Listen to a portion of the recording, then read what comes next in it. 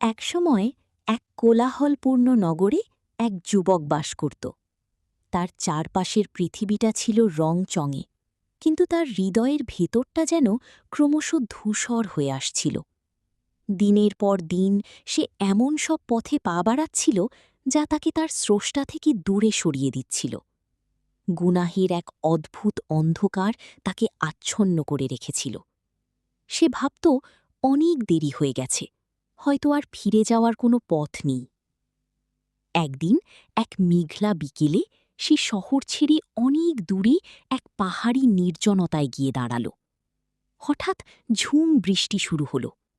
চারপাশটা গিবলি সিনেমার সেই চিরচেনা সজীবতায় ভিজে উঠল। যুবকটি একটি পুরনো গাছের তলায় আশ্রয় নিল। সেখানে সে দেখল একটি ছোট্ট চারাগাছ পাথরের কঠিন স্তূপ ভেদ করে ওপরে ওঠার আপ্রাণ চেষ্টা করছে।